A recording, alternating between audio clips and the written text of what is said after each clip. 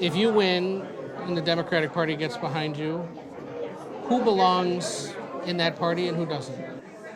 Well, look, I'd say that this is a Michigan moment, and anybody who wants to stand up to the chaos and the abuses of power, there's a lot of chatter, I know that, and I am very eager to say that this is about the future of my state. And anyone who's on board with the future of Michigan and our manufacturing economy and stopping members of Congress and presidents and vice presidents from trading stocks while in office, of ushering in kind of a new generation of prosperity for folks, standing up to RFK Jr., leading from a science-first agenda. That's what I have done in the Congress. That's what I'm going to do as Michigan's next U.S. Senator.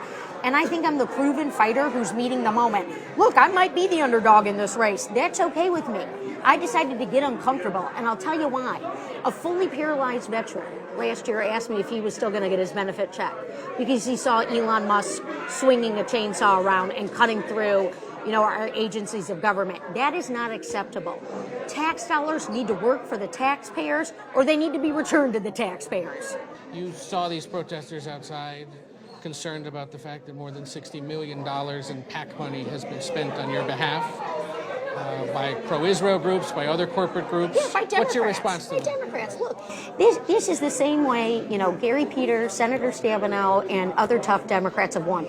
Every single poll shows I'm the best one to go beat Mike Rogers. People aren't, messing around here. We've had an engaged, exciting primary process. Everyone's going to be able to have their voice heard, their vote heard. That's what I tell people. And, it's a free country. People can, I get it. Our system needs to change, right? Our system needs to evolve. I want to end dark money in politics. But you're the beneficiary of it. Well, and certainly so is Mike Rogers, right? He's got a $45 million PAC waiting for him, supporting by Donald Trump. He has sold us out to opioid manufacturers, China, left and right. This is not the way forward for Michigan. I am the only person, Ed, in this race who is not a multimillionaire, all right? I didn't make $700,000 last year while I was running for U.S. Senate.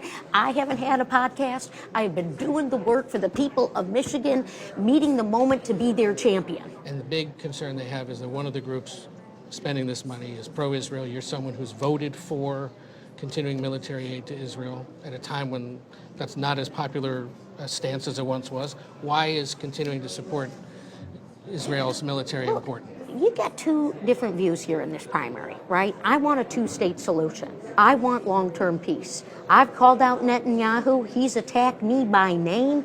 He has failed in the goal of getting us to long-term peace. My opponent, Abdul, he equivocates. He will not recognize Israel's right to exist as a state.